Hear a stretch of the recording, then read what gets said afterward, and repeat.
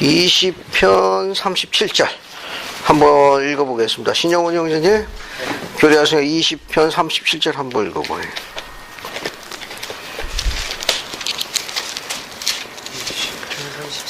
20편 37절.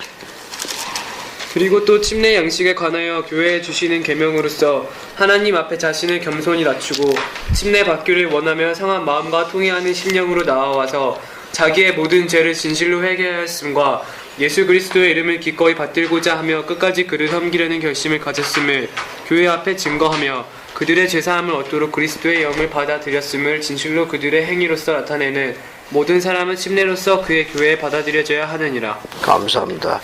여러분, 그 침례 성약하고 성찬 성약하고는 두 개가 같은 거예요. 그러니까 여기 37절 보게 되면 침례 성약하고 동일한 게 뭐가 있는가 하면 성찬 성약, 두 개가 같은 거예요.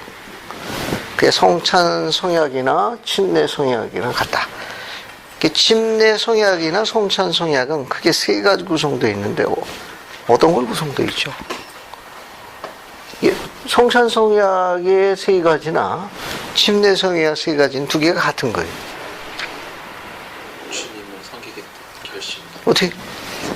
주님을 섬기겠다는 결심을 나타내는. 그렇지. 자, 우리가 그러면 어딜 보시는가 하면은 자, 거기 보세요. 거기 37절 거기 보시면은 하나, 둘, 셋, 넷, 거기 다섯, 여섯 번째 줄 보시면은 예수 그리스도의 이름을 기꺼이 받들고자 하며 찾았습니까? 거기 여섯 번째 줄에 거기만 상한 마음과 통회하는 심령으로 나와서 자기의 모든 죄를 진실로 회개하였음과 그 뒤에 보면 예수 그리스도의 이름을 기꺼이 받들고자 하며 찾았어요? 거기 예수 그리스도의 이름을 받들고자 하고 그 다음에 끝까지 그를 섬기려는 결심을 하고 그 다음에 죄사함을 얻도록 그리스도의 영을 받아들였으면 진실로 그들의 행위로서 증거함. 이것이 침례성에 담긴 성약이에요. 근데 이게 성찬 성약하고 같다는 거예요. 77절 봐. 77절. 77절. 이게 성찬 기도문에 기도문 중간 밑에 봐요. 중간 밑에 보면은 오 하나님 영원하신 아버지시여 또한 저희가 기꺼이 당신 아들 이름을 받들며 나오죠? 찾았습니까? 거기도 같은 거예요. 이게 침례 성약하고 성찬 성약이 동일한 거예요. 당신 아들 이름을 받들며 그 다음에 항상 그를 생각하고 기억하고 그가 저에게 주신 계명을 지킬 것을 증거하게 하며 똑같은 거예요.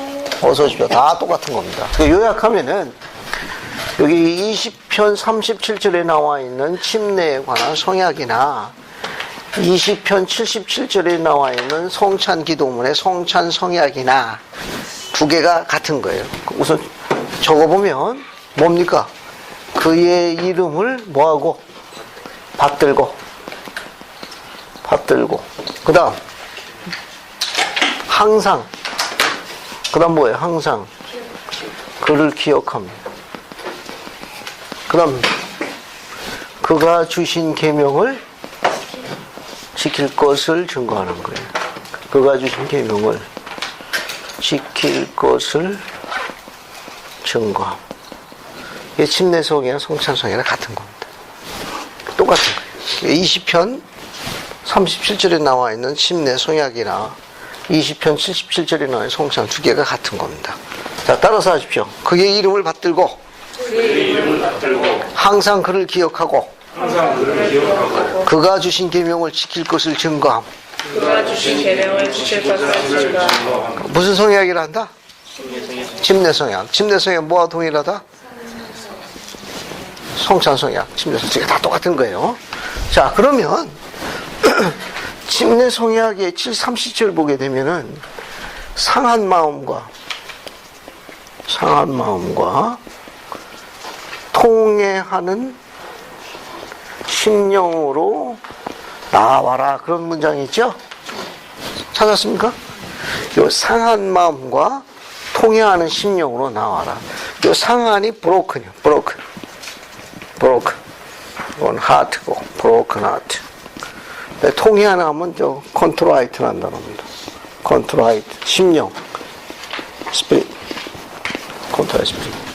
자, 상한 마음과 통해하는 심령으로 나와라. 여기 보면 이 상하리라는 이 말은 브로큰이라는 거니까 산산이 부서지는 혹은 깨지는 그런 의미를 갖고 있어요. 브로큰이라는 건 산산조각 나는 깨지는, 산산조각 나는 깨지는 그런 마음. 그 마음이 뭐냐? 상한 거. 이게 부서지고 깨지니까 상한 겁니다. 이 상한 마음은 어디에 초점을 뒀는가 하면은, 상하다, 브로큰. 어디 초점을 놓으면 그리스의 속죄에 초점을 둔 거예요. 요것을. 그리스도의 속죄에 초점을 놓은 거예요. 그러니까, 죄가 없인 그리스도께서 고통의 대가를 치셨다는 걸 생각하니까 가슴이 어떠는 거니까, 브로큰 하는 거예요. 깨지는 거예요. 너무 아픈 거예요. 왜? 이분이 죄가 없으신 분이거든. 죄가 없는 분이, 죄가 있는 내가 대가를 치러야 되는데, 죄가 없는 분이 벌을 받으시니까, 벌 받은 일이라고는 전혀 없으신 분이, 그 생각을 하니까 어때요? 이 마음이, 브로큰, 깨지는 거예요. 산산조각 깨지는 거예요. 상한 거예요. 아무 죄가 없는 분이 대가를 치르게 되는 게 너무 이제 속이 상한 거예요. 그걸 이제 브로큰 하트라고 합니다. 이걸 상한 마음이라는 건 그리스의 속죄와 관련이 있어요. 그리스의 속죄에 집중하는 겁니다. 이 집중은 어떤 마음을 갖고 오는가 하면은 통해하는 심령을 갖고 와요. 통해한다니까 컨트라이트는 말은 애통해하다 그런 말이에요. 애통하는 심령. 혹은 이 심령을 애통하는 마음.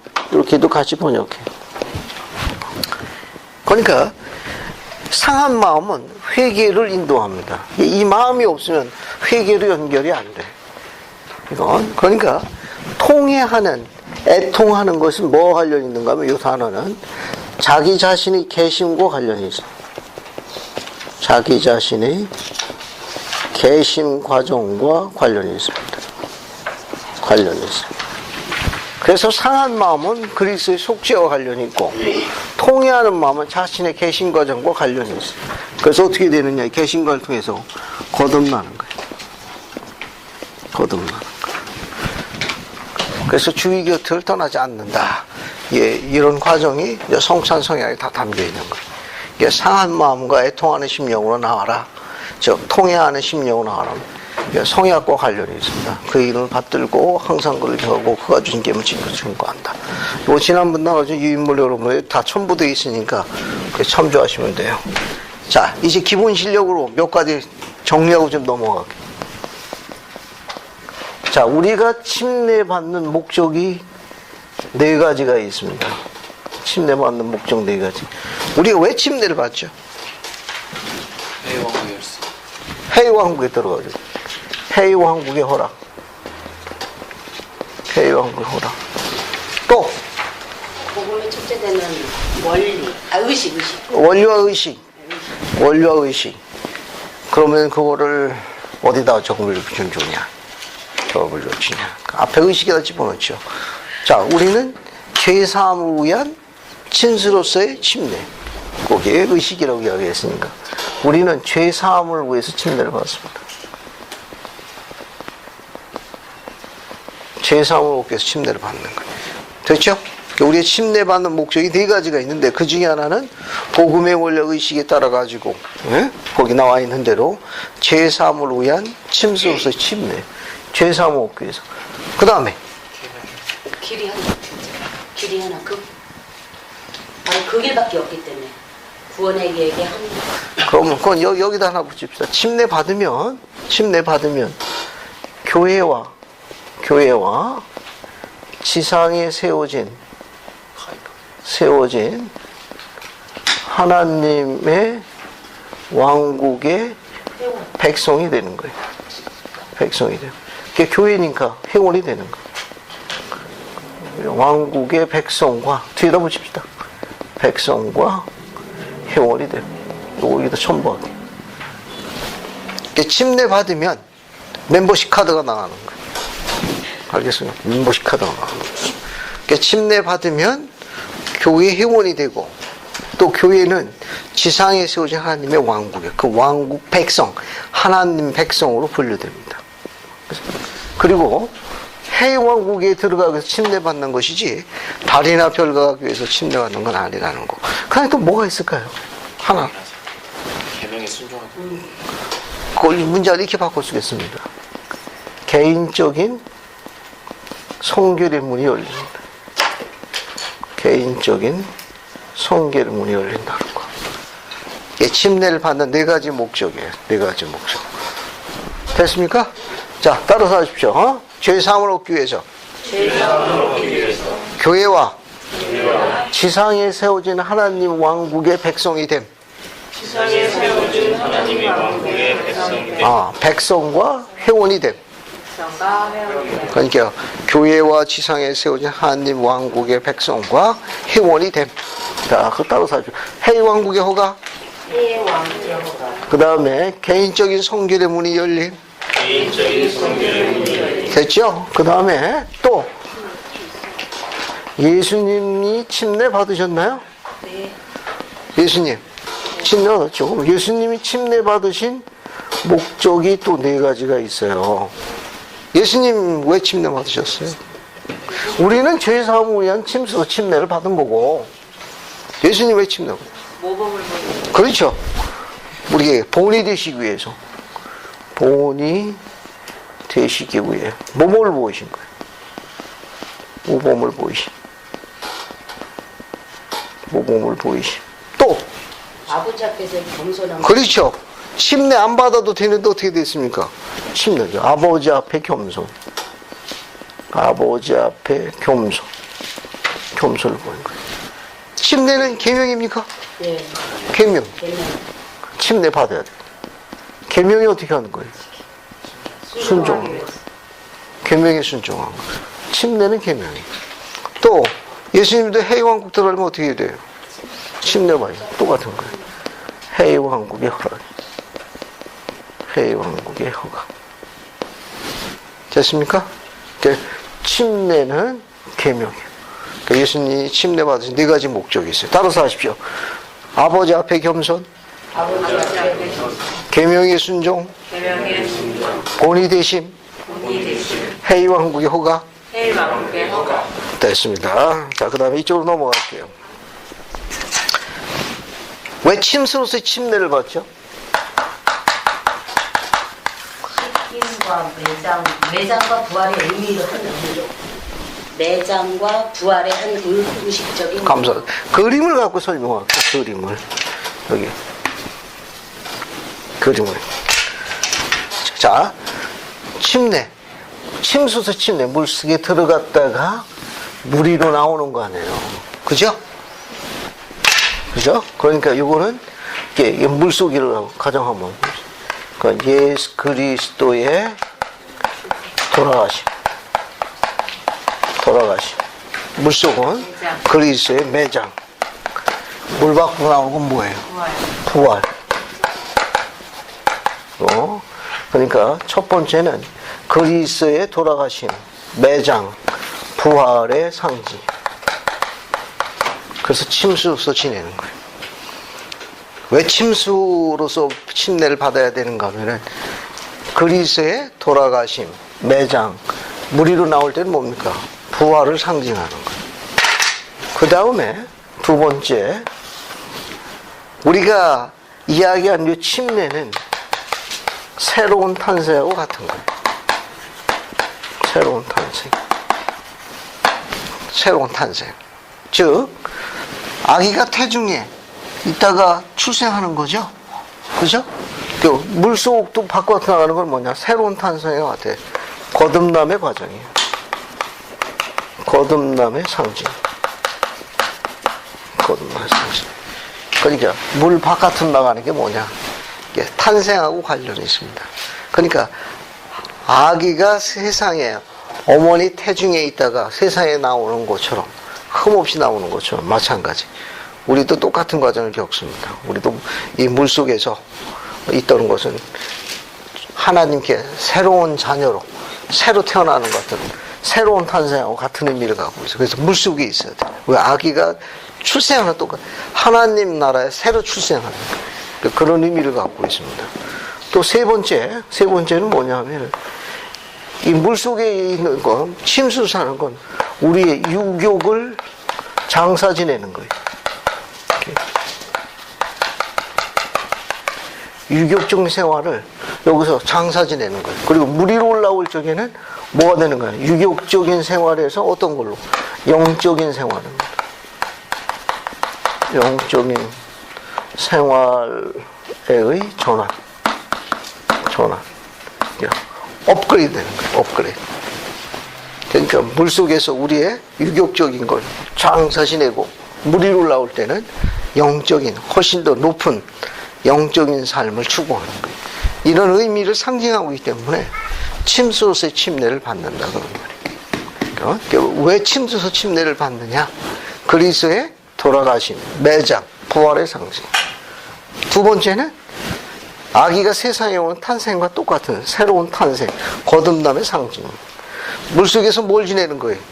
우리의 육적인 그와 같은 죄의 그런 유욕 같은 걸 장사 지내고 물 위로 나와서 거듭난 영적인 생활로 추구한다는 그런 상징적인 의미를 갖고 있기 때문에 침수로서의 침례를 지낸다. 그렇게 이해하시면 되겠습니다. 자, 그 정도 보시고 그 다음에 어디를 보시는가 하면 38절 봐요. 38절 봅시다. 그리스도의 교회의 장로, 제사, 교사, 집사람, 효림. 사도는 뭐라? 장로라. 그거 중요한 거예요. 사도는 장로라. 사도는 장로라. 이거 지웁시다, 이제.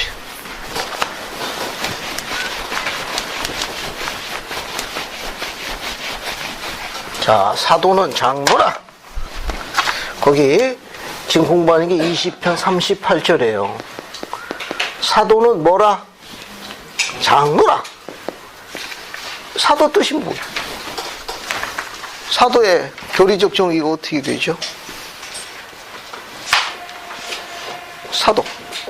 그리스도의 복음을 전파하는 사람, 전하는 사람. 아, 그게 사도라는 사람, 그 기능과 역할은 그리스도의 특별한 증인들이. 사도란 말은 보내심을 받은 자라는 뜻이에요. 보내심을 받은 자라는 의미를 갖고 있습니다. 사도라는 건 보내심을 받은 자라는 의미를 갖고 있는데, 이게 사도라는 말의 뜻은 그리스에서 파생된 거예요. 파생한다는데, 이건 그리스 파생된 보내심을 받은 자. 근데 뜻은 뭐냐면 그리스도의 특별한 증인이라는 뜻이에요. 특별한 증인, 그리스의 특별한 증인. 뭐에 관한 특별한 증인? 특별한 스페셜 위트니스인데 그리스의 뭐에 특별한 증인이에요? 그리스도 간증. 또 회개. 추락의 신화. 부활의 특별한 증인. 부활이니까 속죄와 관련된 거예요. 속죄와 부활에 대한 증인입니다. 사도는 예수 그리스도의 속죄와 부활에 대한 특별한 증인들이에요. 그런데 20편 38절 사도는 뭐라? 장로라 한 건 왜 그렇게 정의를 내리셔놨죠? 사도는 장로라. 무슨 뜻입니까? 네? 교제를 봅시다. 우리 교제.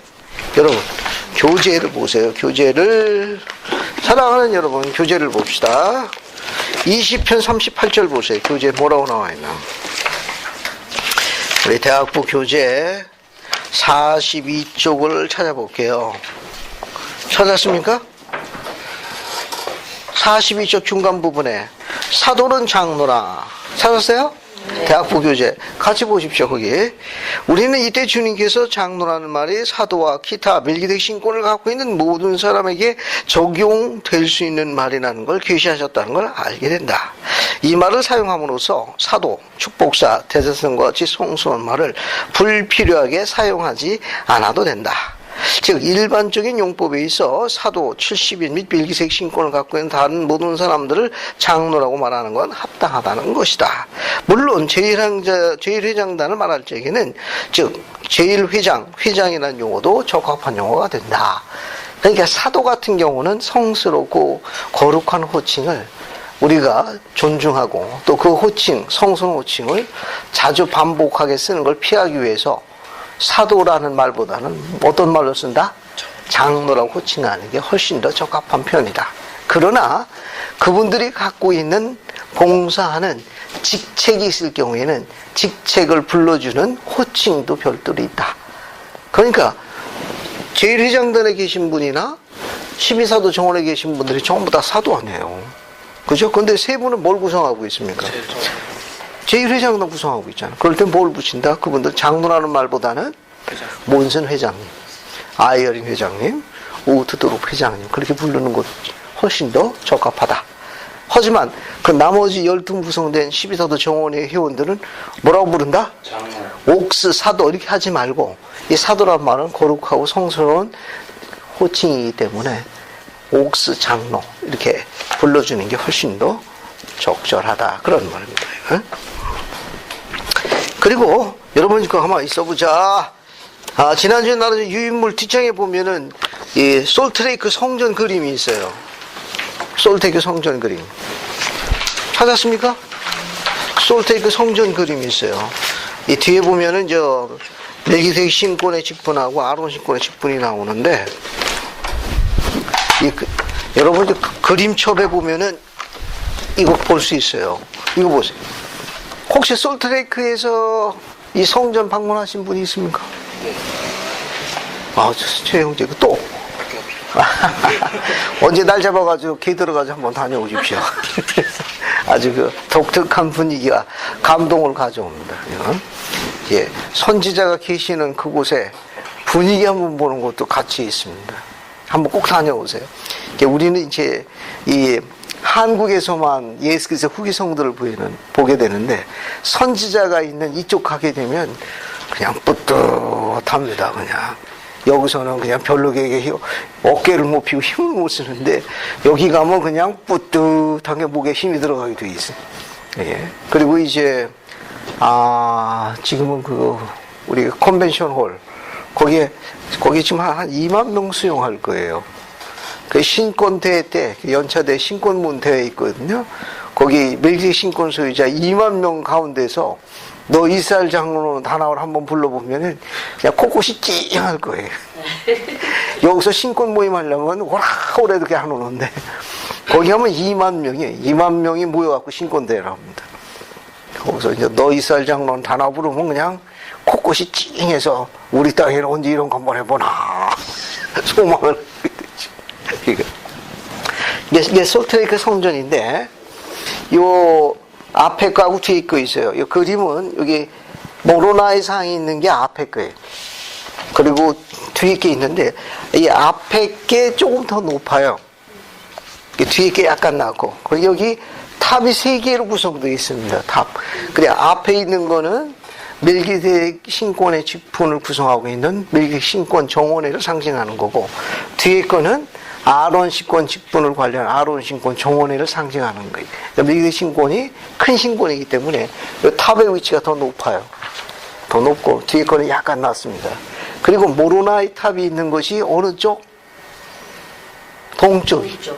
회복을 상징하기 때문에 모로나이는 동쪽을 바라보고 있습니다. 우리 성전도 그런 의미를 지니고 있어요. 자, 그러나 이런 부분 같은 경우도 염두에 두면 재미있습니다. 하나 재미있는 건 뭐냐면 앞에 멜기세덱 신권의 직분이 크게 5가지로 나눠집니다. 그래서 창문이 모두 몇 개인가 하면 하나, 둘, 셋, 넷, 5개예요. 그 다음에 사이즈는 똑같은데 멜기세덱 신권의 직분은 5개의 직분을 갖고 있습니다. 그래서 5개로 창문이 만들어져 있고 그 다음에 이제 아론 신권의 직분은 4개로 나눠져 있습니다. 그 뒤에 보면은 창문이 하나, 둘, 셋, 4개로 구성되어 있어요. 그래서 여러분 그 유인물에다 기록을 남겼는데 자 거기 보시게 되면 이 동쪽 화살표 따라가세요. 뒤에 있는 서쪽 서쪽 첨탑보다는 높다. 왜? 멜기세덱 신권이 아론 신권보다 높기 때문에. 멜기세덱 신권과 정원회를 상징하고, 멜기세덱 신권은 5개의 직분을 갖고 있는 걸 창문 5개로 묘사했다고 그럽니다. 그래서 5개의 신권의 직분이 뭐가 있는가 하면 장로, 잘 보세요. 장로, 대제사, 축복사, 70인, 사도 이렇게 되어 있어요. 멜기세덱 신권의 직분은 크게 5개로 되어 있다. 따라서 하십시오. 장로, 대제사, 축복사, 70인, 사도 이렇게 5가지로 구성되어 있어요. 그 다음에 뒤에 거 보면은 그 서쪽에 동쪽 첨탑보다는 낮고 아론 신권 정원회를 상징한다. 그리고 아론 신권의 직분은 크게 4 직분으로 나눠져 있어요. 따라서 하십시오. 집사, 교사, 제사, 감독. 됐죠? 자, 그러면 아론 신권의 직분은 몇 가지로 나눈다? 4개. 어떻게 돼요? 집사, 교사, 제사, 감독. 아론 신권 제사 정원의 회장이 누굽니까? 감독, 비샵이에요. 그래서 이 비샵은 신권의 직분이기 때문에, 성임되기 때문에 해임이 안 해. 그러니까 감독을 한번 부름받으면 영원한 감독. 이건 신권의 직분이기 때문에 해임되는 게 아니에요. 해임되는 건 그 소속 와드의 감독으로 관리하는 그 직분으로부터 해임되는 거지. 신권의 직분의 하나이기 때문에 성임된 그 감독은 아론 신권의 4 직분 중에 가장 높은 직분이에요. 그러니까 집사, 교사, 제사, 감독이기 때문에 이 감독님이 부름받는 거는 굉장히 큰 의미와 엄청난 뜻을 갖고 있습니다. 그러니까 아론 신권의 제사정원의 회장으로서 몰몬경을 이야기하면 힐라멘 2000용사의 힐라멘. 그렇게 성스럽고 영광스러운 직분입니다. 수가 얼마 안 되니까 우리가 지금 힘을 못 써서 그렇지. 그 아론 신권만 한 2000명만 있다고 생각해 보세요. 그냥 대작이 대작. 여기 감독하고 우리 감독님하고 같다는 얘기예요? 그러니까 우리가 보통 감독님을 부를 적에는 그 비샵이라는 감독이라는 직분에 성임하는 거예요. 성임하고 삼보나에 대해 관리하는 감독으로 성별합니다. 그거는 이제 그렇죠. 그건 이제 그 와드를 관리하는 그 아론 신권의 제사 정원의 회장 혹은 이스라엘의 판사 이런 데로 성별하는 거고, 이 감독이라는 것은 아론 신권의 직분이 돼 성임하는 게 맞는 거예요. 그래서 해임이 된다 하더라도 그분의 가지고 있는 그 신권의 직분을 존중하는 의미에서 감독으로 호칭할 수 있습니다. 그러나 이제 공식 석상에서 할 적에는 형제님이라고 호칭하는 게 맞고, 그러나 왜냐하면 감독 해임되신 분 여러 명 있을 수 있으니까. 우리 전 감독님도 감독하셨죠? 아, 그래? 아, 저는 그럼 언제 그런 기회가 한번 와야 되는데. 그래서 해임됐다 하더라도 그 존중하는 의미에서 감독으로 호칭될 수 있습니다. 왜? 이건 신권의 그 직분에 성임됐기 때문에 그렇게 부를 수 있습니다. 그러나 공식 석상에서 이야기할 적에는 형제님 호칭하는 게 맞는 거고. 이건. 자, 그리고 또 하나, 또 여러분 거기 보시게 되면 그 멜기세덱 신권의 직분에 관계되는 것도 요 5가지는 꼭 기억해 두시면 돼요. 어떻게 되어 있다? 장로, 대제사, 그 다음에 축복사, 70인, 사도. 이렇게 기억해요. 이것이 계시로서 주어져 있는 겁니다. 솔테이크 성전은 그런 상징적인 의미를 나타내기 위해서 구성되어 있다는 거. 그런 정도만 보시면 돼요. 순서가 이렇게 밑에서 또 위로 올라가야 될 것 같은데 사도문이 제일 높은 데 있어요. 정확한 건 아니고 그렇게 적은 이유 중에 하나는 우리 그 교재에 보게 되면 사도나 감독은 기초에 해당되시는 분들입니다. 기초는 위에보다는 밑에가 훨씬 더 안정권이 있으니까 감독님이 위에 계시면 집사들이 아우성 칠 거예요. 너무 무겁다고. 그렇게 이해하시면 무난하겠습니다. 여러분. 자, 그 다음에 이제 뒤로 넘어가셔가지고 어딜 보시는가 하면은 침례 기도문 한번 볼게요. 73절. 20편 73절 봅시다. 침례 기도문 하나 볼게요. 나머지 여러분 쭉 읽어보시면 됩니다. 왜냐하면 이제 앞으로 이제 신권의 광고 공부할 때 또 자세히 공부하니까 오늘은 이 개요만 공부하겠어요.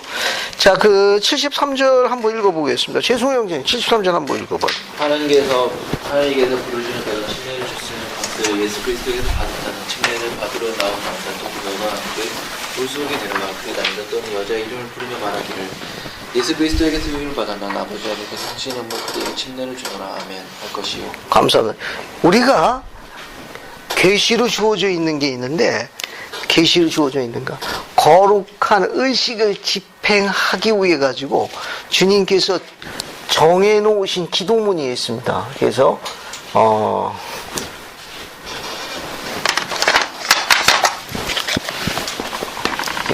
세트 프레어즈라고 그래가지고 세팅이 되어 있는 기도, 정해진 기도문이 있습니다. 거룩한 의식을 집행하는 그 의식에 거룩함을 더하기 위해 가지고 그 기도문하고 그 단어를 주님께서 직접 제안하셨어요. 그건 의식을 집행하는데 거룩함을 더하기 위한 깊은 뜻을 갖고 있습니다.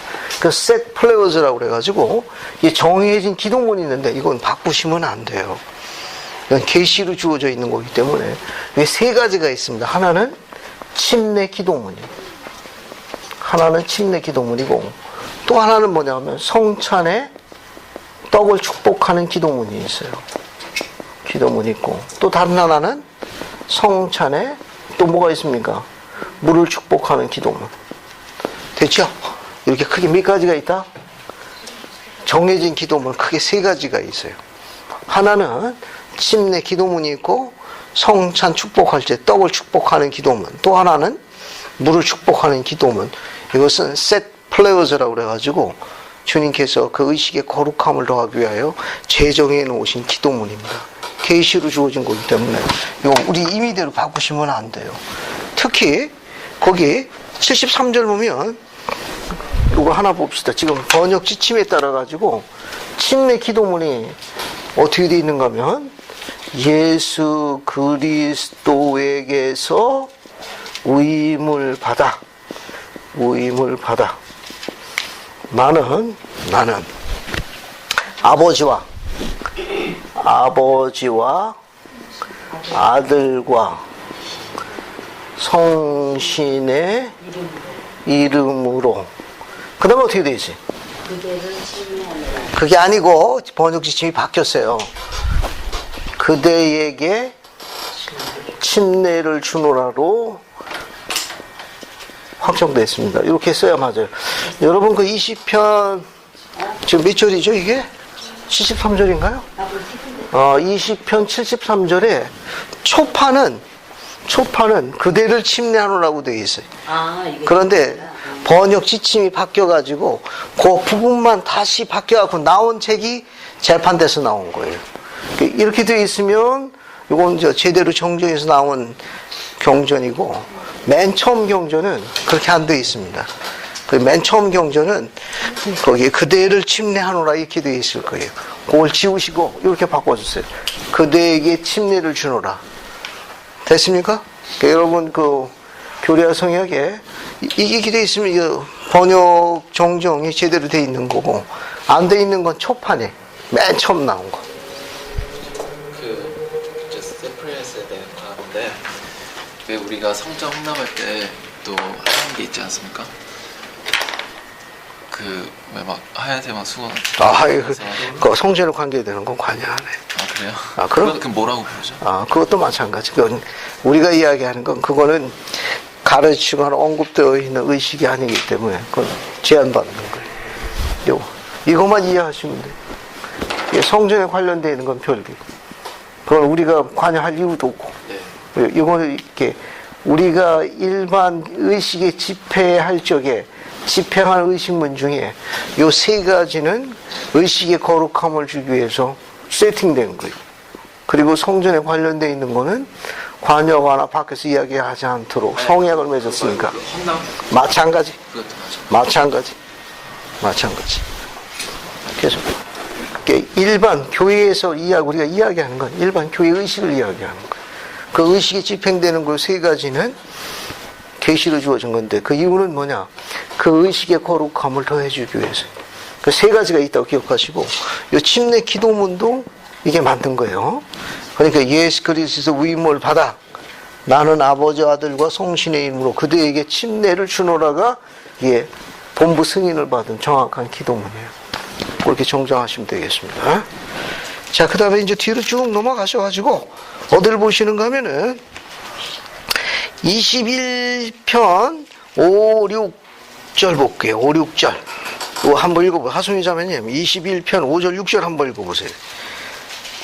물은 모든 인내와 신앙으로 그의 말을 마치 내 자신의 입에서 나온 것 같이 제자들을 드리라.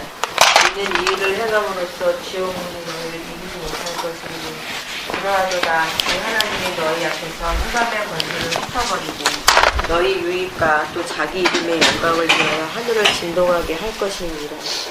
감사합니다. 이 5절은 우리가 주님의 종을 지지할 때, 우리가 주님의 종을 지지할 때 필요한 것이 무엇이냐를 계시하신 거예요.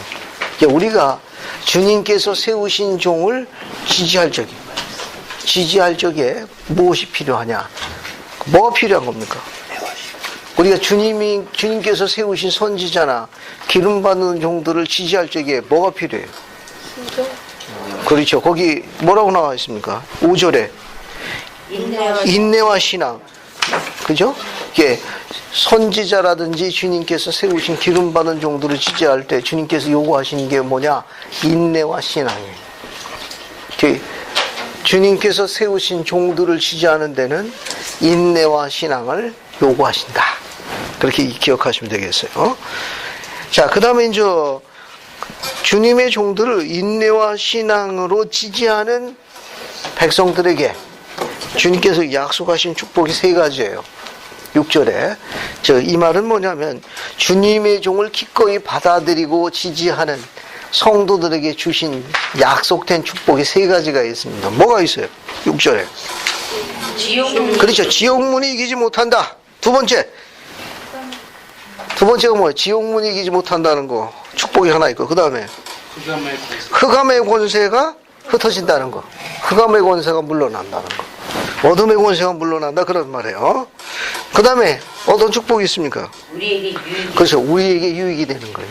우리가 지도자들을 지지하면 우리에게 유익이 됩니다. 그분들 우리에게 도움이 되시는 거예요. 우리에게 유익이 되는 일을 수행하시는 겁니다.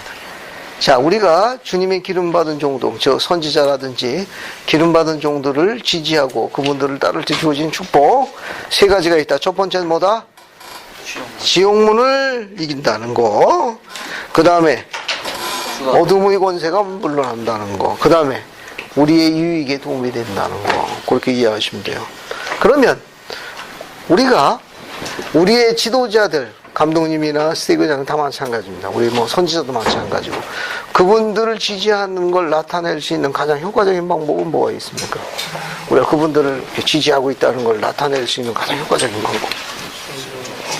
순종. 액션도 좋아요. 행동도. 정지점이에요. 순종 아닌가요? 아, 순종. 아, 감사합니다. 이제 순종 그만해요, 이제. 이제 순종 막 다른 걸로. 우리 기름받은 종들을 지지하고 있다는 걸 생활 속에서 적용할 수 있는 게 뭐 없습니까? 기도를 할 때 기도자를 위해 기도하는 거예요. 감사합니다. 기도할 때 우리의 지도자들을 위해서 기도한다는 거. 하고 계십니까? 대답이 1명하고 반만 했어요. 앞에 보세요. 앞에 보십시오. 저도 여러 가지 많은 직분에서 봉사했는데 가장 제 가슴 속에 남아있는 가장 아름다운 분은 비숍이에요. 이 감독만큼 아름다운 직분이 없어요. 이제 감독이 부름받게 되게 되면 누구의 식기처럼 목 익은 사슴이 되죠. 주일날 되면 이때 나올까 저때 나올까. 그리고 일기예보에 아주 민감한 반응을 보입니다. 비가 올라나 싶으면 내일 또 어디들 안 가나 싶고, 또 날이 좋으면 또 어디 또 놀러 안 가나. 그게 걱정이고. 이게 별게 다 걱정이. 목이 긴 사슴이 됩니다. 그래서 안 보이면 지금 못하나고 걱정이 되고. 한 인간으로 지상에 태어나가지고 가장 아름답고 축복한 직분이 감독의 직분입니다. 가장 아름다운 직분이에요. 판권을 제가 갖고 있으니까 인용하시면 안 됩니다. 감독으로 봉사하는 과정에 많은 축복을 받았어요. 그래도 때로는 이제 섭섭함도 많죠. 굳은 일은 다 하고, 그죠. 그 중간만 가도 다 이달 만큼 이제 일이 많이 겹칩니다. 또 오해도 많이 받고, 또, 그런 과정 중에 이제 일이 이제 지치다 보니까, 이제 가끔은 이제 그런 푸념을 합니다. 판권을 제가 갖고 있으면 인용하시면 안 됩니다. 아유, 복도 지지리도 없지. 어째 나는 그래, 그 몸살 감기도 안 걸려갖고 기회를 못 봤냐. 야, 늘 긴장 상태에 있으니까. 그래서 이제 회원들은 뭐 어디 아프다고 안 나온다고 그러고, 뭐, 조금만 뭔가 핑계만 있으면 빠질 생각하고 안 나타나니까. 때로는 이제 그런 게 이제 누적이 돼가지고, 아유, 어찌 나는 이게 복도 없냐. 감독하는 동안 어찌 감기 한 번 안 걸리고 몸살도 안 걸리냐. 그러다가 감독을 해임하고 나가지고 크게 몸살 알았습니다. 그래서 아내가 저한테 그래요. 당신이 죄 받은 거야. 그래서 회개한다. 얼마나 아팠는지 제가 제 발로 제 아내 보고 나 집 병원 좀 데려다. 그때 아내가 낄낄거려 저한테 그래요. 당신 왜 그런지 아느냐? 왜? 감독 해임되니까 회원들의 기도가 끊겨서 그래. 맞아. 회원들이 이제 내 기도 안 해주는가 봐. 섭섭하네. 마이크 안 들리는데요? 마이크 지금 안 들립니까? 네. 어떻게 제 마이크? 전혀 안 됩니다. 안 되는 거. 네? 안 들리는 거. 안 들려? 그럼 잠깐만. 그럼 안 들리면 바꿔야죠. 가만히 있어 보자. 이게 플러스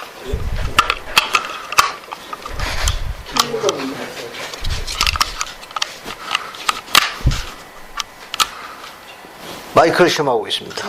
아, 좋아요. 죄송합니다. 제가 제언해드리고 싶은 내용은, 감사합니다.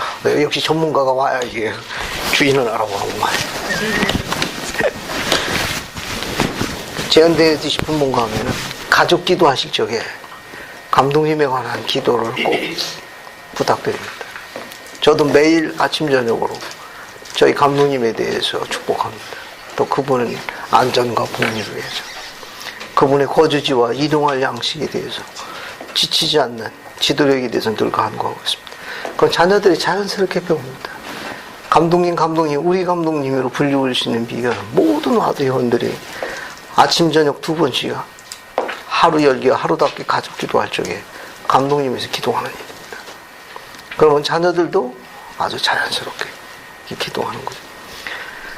스테이크 회장으로 부름받아가지고 늦둥이가 아주 어릴 때예요.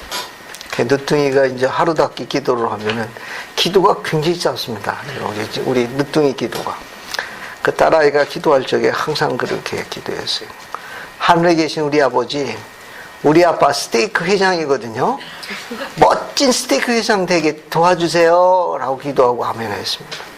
그러면 저는 지쳐갈 적에, 하루에 지쳐가는 그 삶 속에서 늦둥이 그 기 들으면 다시 주먹을 불끈 쥐고, 그래, 멋진 스테이크 회장 될 거야. 다시 시작하고 다시는 하곤 했습니다. 짧은 기도지만 제 마음속에 있는 성약의 불길이 꺼져갈 때는 되살려주는 불길은 가족들의 가족 기도였어요. 만약에 와드 회원들이 아침 저녁으로 그렇게만 기도하게 된다면 지옥모님 결코 이기지 못합니다. 어둠의 권세, 즉 불평이나 어떤 그런 부분을 단합을 파괴시키는 그런 흑암의 권세가 물러갑니다. 그리고 회원들은 그 감독님의 권고에서 큰 유익을 얻게 됩니다. 이게 독특한 거예요. 왜냐하면 이 계시에 주님께서 이렇게 이야기하셨습니다. 우리가 그렇게 해야 되는 이유를, 거기 7절 보세요. 7절 밑에서부터 세 번째 줄 보십시오. 봤습니까? 밑에서부터 세 번째 줄. 그의 부지런함을 내가 알며, 또 뭐라고 되어 있습니까? 그의 기도를 내가 들었음이나. 거기 나와 있네요. 8절 첫 줄 보세요. 그러하도다. 시온을 위하여 그가 오는 것을 내가 보았으니. 이게 지도자예요.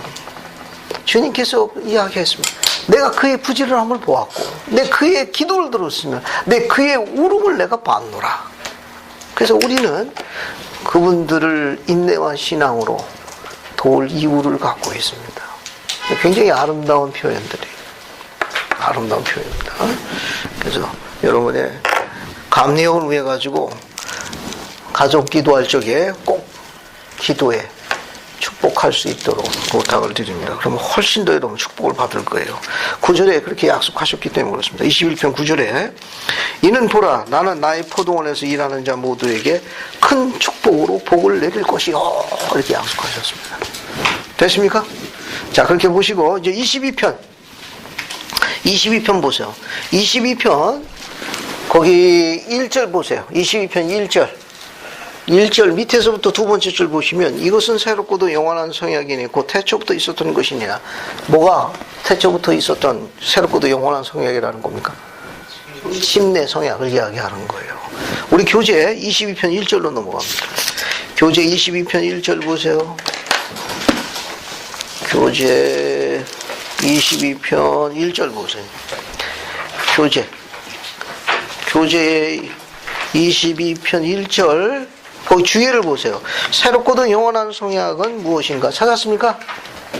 22편 그러니까 46쪽 우측편 맨 위에 있는 거 찾았어요? 거기 보면 새롭고도 영원한 성약이라는 말은 교리와 성약 전체를 통해 자주 사용되고 있다.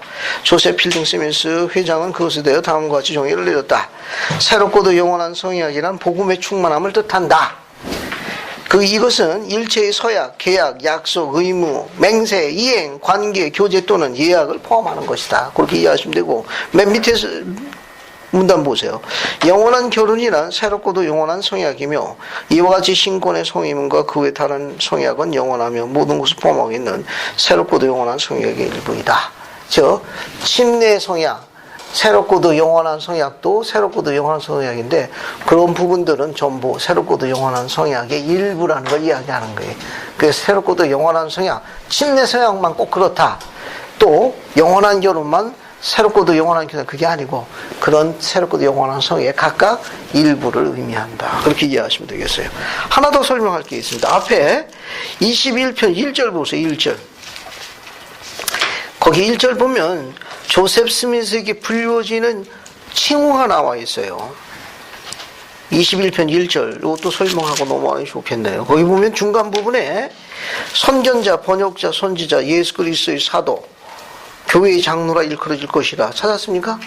이건 선지자 조셉에게 불려진 호칭인데 거기 불려진 호칭 가운데 몇 가지 정의를 내려볼게요. 선견자라고 있죠? 또 뭐가 있어요? 계시자가 있습니다. 선지자가 있어요. 이 세 가지를 오늘날 칠판 보세요. 총칭해서 선지자라고 불러요. 오늘날 선지자라고 불리우는 기능은 앞으로 있을 닥쳐올 일을 미리 예언하는 사람 이런 정도로 이해하고 있는데 그것은 기능의 일부예요. 기능의 일부고 오늘날 토마스 S. 몬슨 회장 우리가 뭘로 지지합니까? 선견자요, 계시자요, 선지자로 지지하지 않습니까? 그죠? 근데 총칭해서 또 뭐라고 그래요? 여기는 번역자로 선지자로. 그 선견자, 번역자, 선지자. 그렇지. 지금 이제 선지자라고 총칭하는 그 기능은 세 가지 기능을 포함하고 있는 거예요. 네. 알겠습니까? 예. 그게 뭐가 있는가 하면은 선견자, 계시자, 선지자라고 우리가 그분을 지지하는 거예요. 그러니까 우리가 현존하고 계시는 토마스 S. 몬슨 회장님을 선지자로 지지할 적에는 세 가지 그 안에 기능이 다 포함되어 있다 그런 말입니다. 선견자, 계시자, 선지자로서 지지하는 거예요. 그러면 선견자, 계시자, 선지자의 기능은 각각 어떤 기능을 갖고 있습니까? 선견자는 뭐 하시는 분? 선견자는 감춰진 진리를 보는 사람. 감춘 진리를 보는 사람. 또 예언자는 그 진리를 가르치는 사람. 그러면 계시자는? 그 새로운 계시를 받는 사람. 감사합니다. 수제자를 임명합니다. 자, 우리 박혜준 장님이 이야기한 걸 칠판에다 간단히 요약해 볼게요. 진리와 관계가 있어요.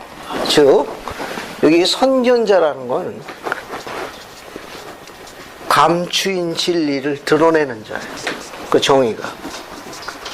드러내는 자. 드러내는 자 혹은 감지하는 자. 같은 표현이에요. 선견자라는 건 감추어진 진리를 드러내는 자. 감지하는 뜻을 갖고 있어요. 그래서 우리인과 주님이라는 걸 통해 가지고 그런 감추어진 그런 것을 이제 드러내는 거죠. 그런 것을 이제 감지합니다. 선견자의 정의를 이야기하는 거예요. 일반적인 정의예요. 감추어진 진리를 드러내는 자, 감지하는 자. 계시자는 새 진리를 가진 자를 계시자라고 해요. 새 진리. 새 진리를 가진 자. 새 진리를 가진 자를 계시자라고 그래요. 선지자는 알려진 진리를 가르치는 자를 이야기합니다. 선지자의 정의는 알려진 진리를 가르치는 자예요. 이 가르치는 자니까 가르치는 교사예요.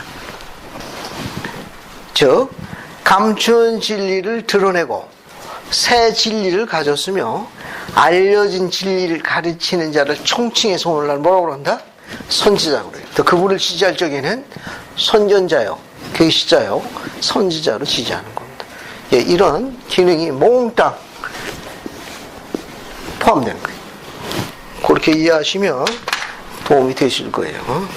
여러분 그 21편 1절 여백에다가 적어두시면 돼요. 여기다 지금 적어서 정리를 해두세요. 예, 선견자, 계시자, 선지자의 정의를 그 여백에다 옮겨 적으면 나중에 도움이 되실 겁니다. 예언자는 어디에 속해요? 세 개 중에? 예언자는 어디에 속하냐고, 세 개 중에. 아, 예언자는 호칭이 뭘로 바뀌었죠? 선지자로 바뀌었어. 같은 말이. 플라피트인데 종전에는 예언자로 번역했는데 번역 시침에 따라 가지고 선지자로 호칭합니다. 같은 말이에요.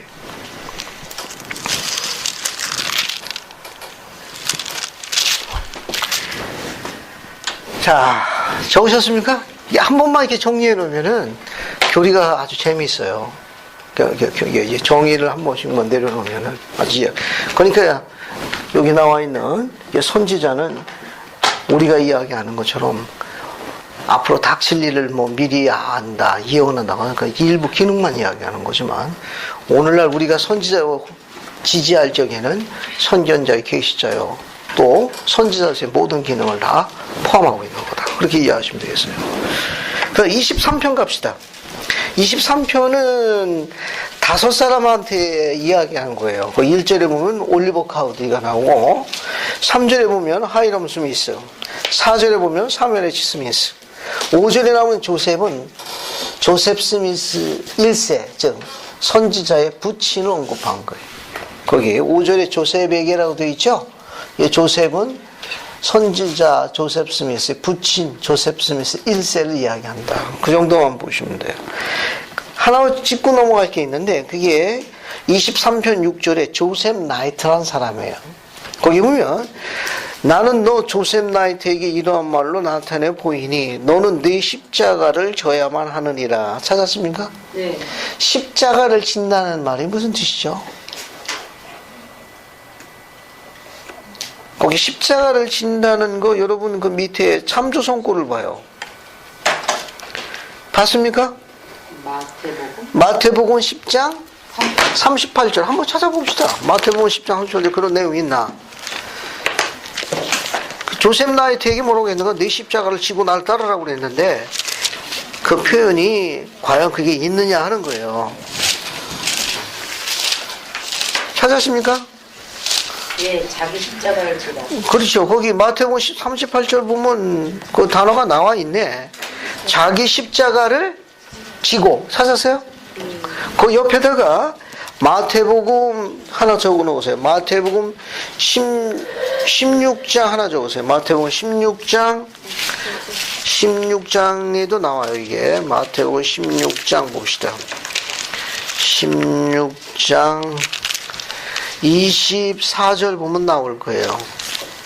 마태복음 16장 24절을 하나 쓰십시오. 마태복음 10장 38절 옆에 자기 십자가를 지고에다가 마태복음 16장 24절 적고 마태복음 16장 24절로 갈게요. 거기도 나옵니까? 거기 예수께서 제자들에게 이르시되 아무든지 나를 따라오거든 자기를 부인하고 자기 십자가를 지고 나를 쫓을 것이나 거기 또 더 자세하게 나옵니다. 그 주님께서 누구든지 나를 따르려면 어떻게 하라고 그랬습니까? 자기를 부인하고 자기 십자가를 지고 따르라. 그러면 자기를 부인하고 자기 십자가를 지고 따르라는 게 무슨 뜻입니까? 감독님 나오세요. 하나님의 뜻을 따라. 하나님의 뜻을 따른다. 박자회님. 자기 자신이라는 것은 자기 인간적인 세상적인 욕심을 버리고 그리스도 아까 말씀하신 저 하나님을 따른다. 감사합니다. 감사합니다. 민지님. 응? 십자가를 지고 따른다는 게 무슨 뜻 같아? 두 여기 감독님이나 박 회장님은 내 뜻을 버리고 주님의 뜻을 따르는 거라고 그랬는데 민지 생각. 지금 세포가 막 분열되고 있어요. 그리스도가 내 주인이 되시는 것이 나한테는 갈등인 것이다. 그렇게 살고 싶은데. 감사합니다. 우리 우리 영감력 번역을 볼게요. 뒤에 조셉 스미스 성경, 조셉 스미스 영감력을 보겠습니다. 뒤에 봅시다. 뒤로 넘어가요. 뒤에 조셉 스미스 성경을 찾아봐요. 마태복음 16장 24절에 대한 영감력 번역이 있습니다. 그 번역을 기준하겠습니다. 번역을 찾아볼게요. 321쪽을 보세요. 321쪽 봅시다. 거기 좌측편 맨 밑에 보면은 조성 마태복음 16장 25에서 26절이라고 나올 거예요. 찾았습니까? 네. 321쪽 좌측편 맨 밑에 찾았어요? 마태복음 16장 25, 26절 그리고 우리 흠정역에는 마태복음 16장 24절 비교 그죠? 예수의 십자가를 지라는 구절의 의미는 경건치 아니한 걸 뭐라는 거예요? 부인하라고 합니다. 남소혁 감독님 그 25, 26절 다 읽어주시겠습니까? 그때 예수께서 자기 제자들에게 이르시되 누구든지 나를 따라오려거든 자기를 부인하고 자기 십자가를 지고 나를 따를 것이니라. 그리고 이제 사람이 자기 십자가를 지는 것은 스스로 모든 경건치 아니한 것과 모든 세상 정욕을 부인하고 내 계명을 지키는 것이니라. 감사합니다. 특히 여러분 그 26절은 우리가 공부하고 있는 23편 6절에 내 십자가를 지고 나를 따라 밑줄 치고 이 번역을 옮겨 적어 놓으세요. 지금 옮겨 적으십시오. 지금 우리가 공부하고 있는 게 조셉 나이텍 주신 계시 중에 23편 6절에 내 십자가를 지고 나를 따르라고 이야기해서 밑줄을 치고 이 영감력 번역을 옮겨 적어 놓으세요. 옆에다가 마태복음 영감력 16장 26절 해고서 이거 번역을 옮겨 적으세요. 번역을 옮겨 적으십시오.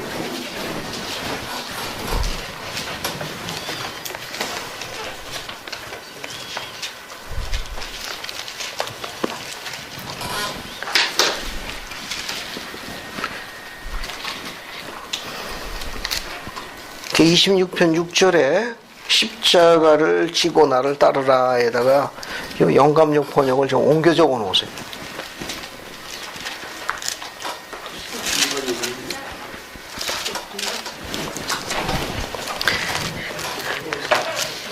교리야서 23편 6절 조셉 나이트에게 주신 계시가 있어요. 거기 내 십자가를 져야 한다.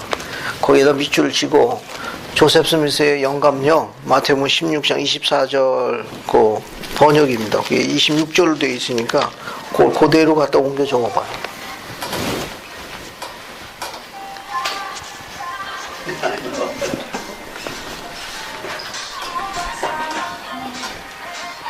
적는 동안에 음악도 감상하시고.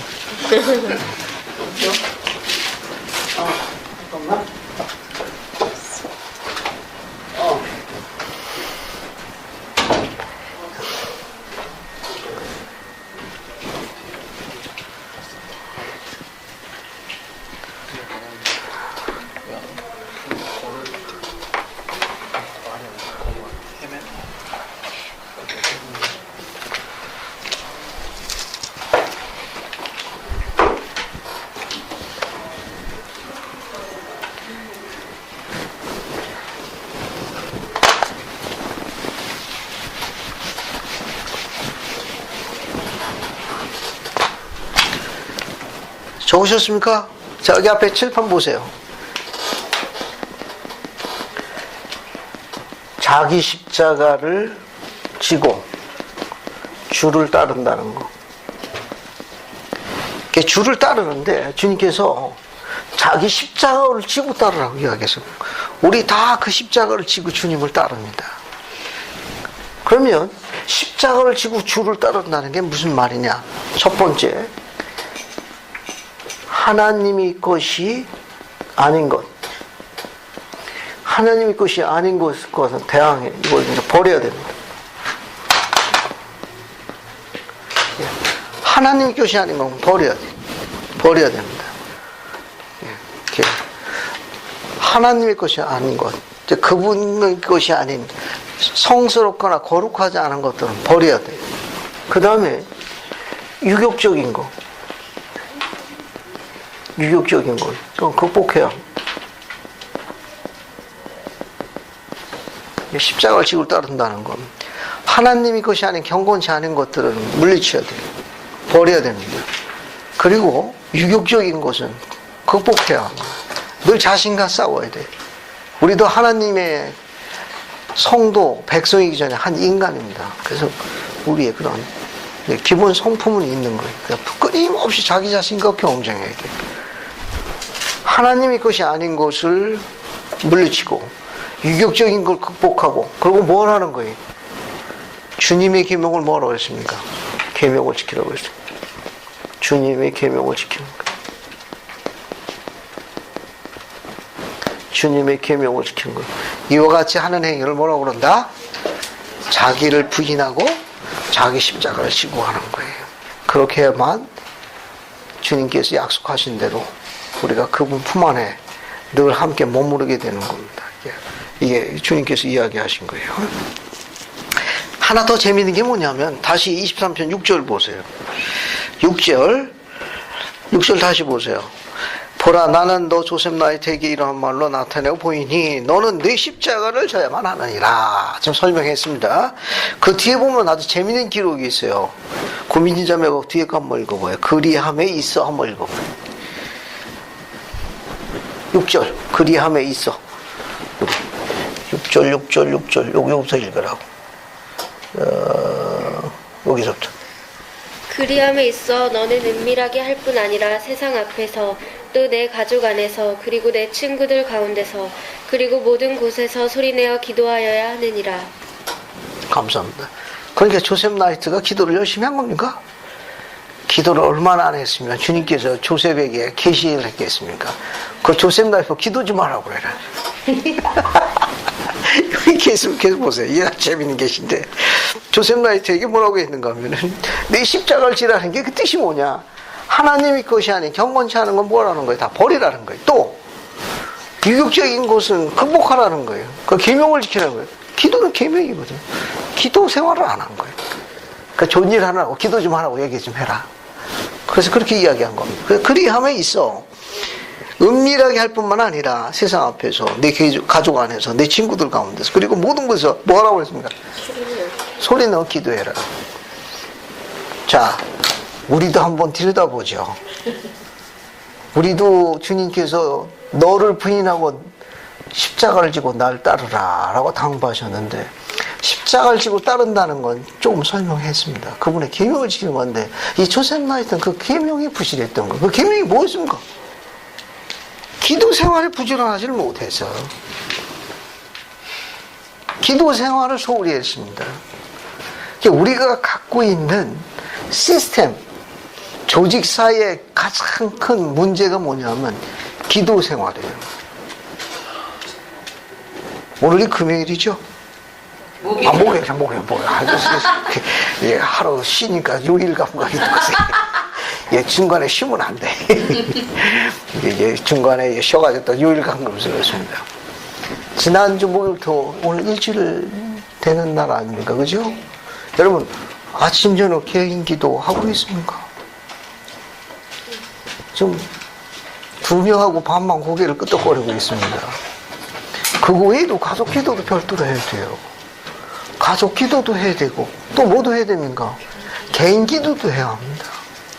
그 은밀한 기도, 장소나 어디에 관계없이 정말 주님께 하는 그 기도를 소리하시면 안 돼요. 이 조셉 나이트가 기도 안 하는 걸 누가 알고 계셨습니까? 그분이 하고 싶은 거죠. 계시하신 거예요. 그 존일하느라고 기도 좀 하라고 그래요. 계시의 기록으로 문으로 남아가듯이 우리가 공부하고 있잖아요. 아, 조셉 나이트 기도를 안 하셨고. 우리도 그런 기록이 남아야 되겠습니까? 개인 기도의 중요성 강조합니다.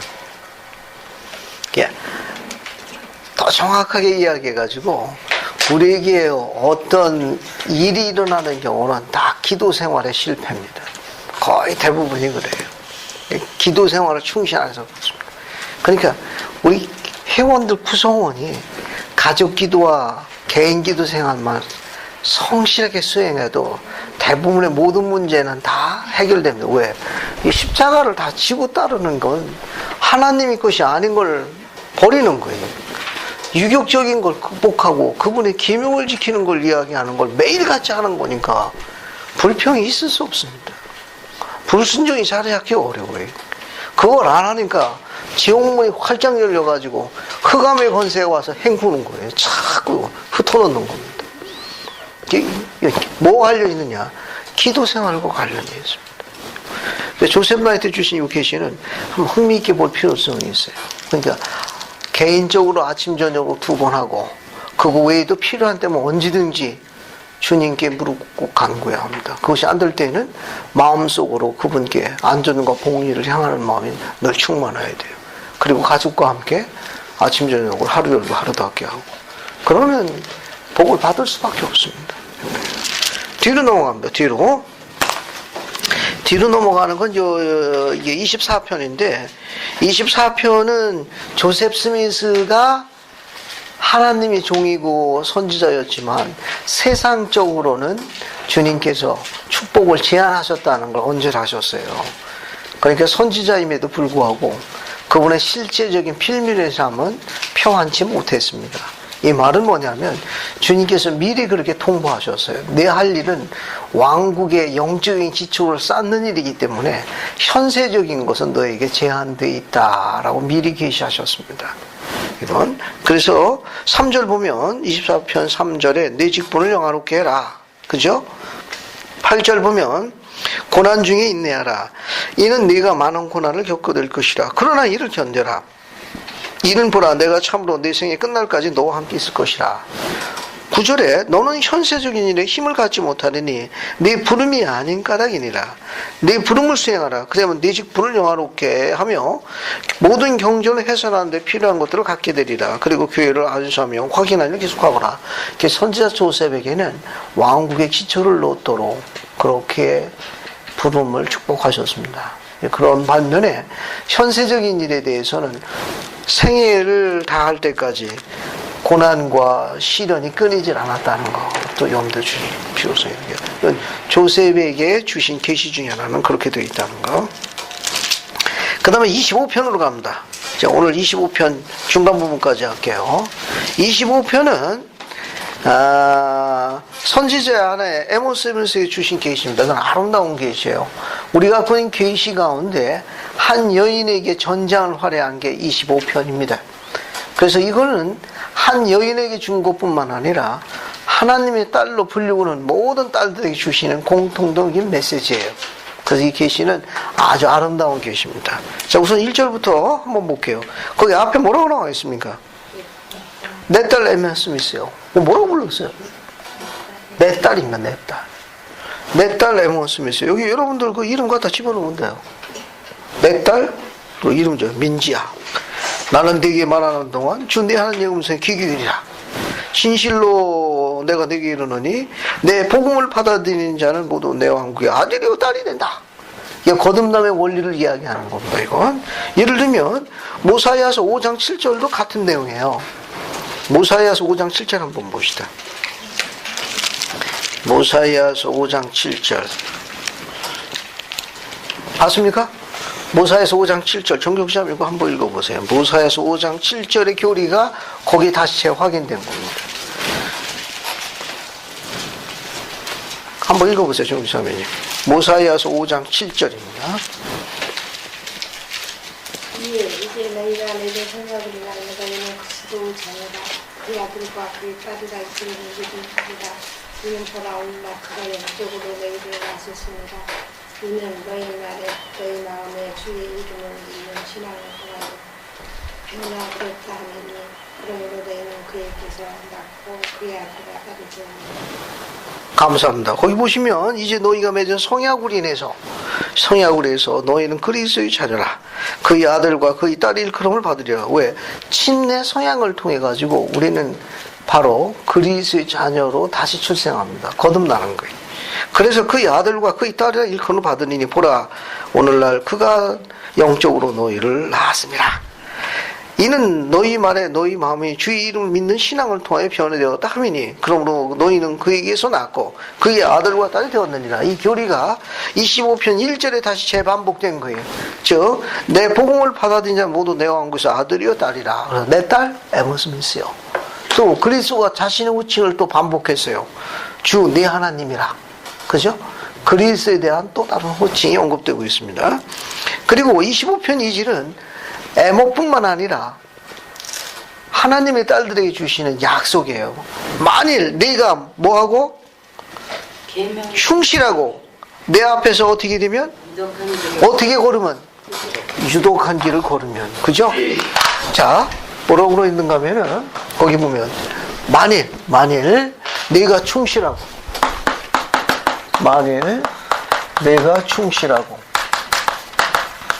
주 앞에서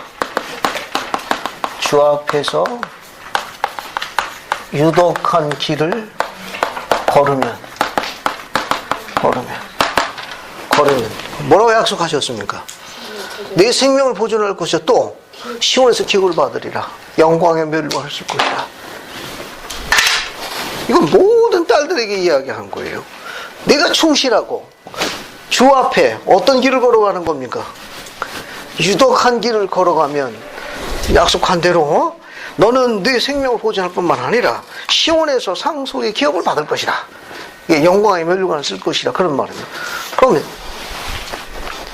우리 이스라엘 딸들에게 내가 충실하고 주 앞에서 유독한 길을 걸을 것이요. 이건 무슨 뜻입니까? 뭘 어떻게 하라는 거예요? 우리 충실하고 주 앞에서 유독한 길을 걷는 게 어떻게 걷는 거예요? 내가 충실하고 주 앞에서 유독한 길을 걸어간다는 건 어떻게 걸어가는 걸 이야기하는 거예요? 걸을 때 유독하고 걸어가는 거예요? 소리내서 충실하고. 유독이란 말은 다른 말로 덕이라고 표현을 할 수가 있는데 그렇죠. 잠언의 말씀처럼 지혜로운 여인은 그 집을 세우나 어리석은 여인은 그 집을 그렇죠. 허물다는 식으로처럼 그러니까 이제 남편에게 잘하라 이 소리죠. 이제 집안에서도 잘하고 한마디로 하면 오늘 박능무 형제님 안 보시네? 이따 늦게라도 온다 그랬는데 감사합니다. 제 설명을 아주 잘해 주셨어요.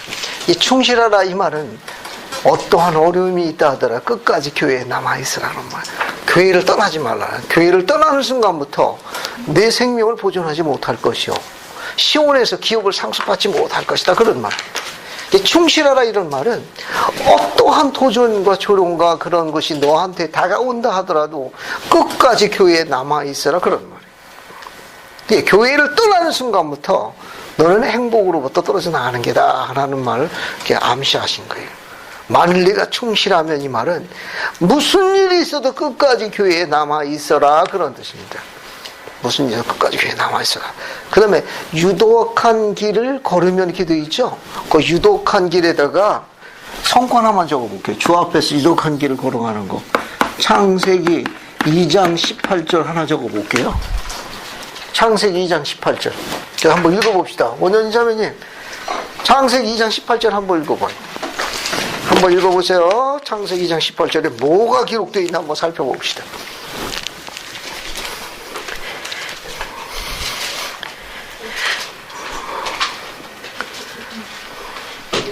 여호와 하나님이 이르시되 사람이 힘들하는 것이 좋지 아니하니 내가 그를 위하여 돕는 대책이 있으리라 하십니다. 감사합니다. 거기 보세요. 창세기 2장 18절 보면 뭐라고 나와 있는가 하면 이거 오늘날 현대영어로 바꿔 쓸게요. 이 흠정적은 고대영어고, 거기 보면 it is not good. not good. 안 좋다는 거예요. not good. 좋지 아니하니. 누가? 남자가. 오멘. 남자가 to live alone. 그 남자가 혼자 산다는 것은, 있다는 것은 not good. 좋지 못하니. So. 그래서 I will make a companion. companion.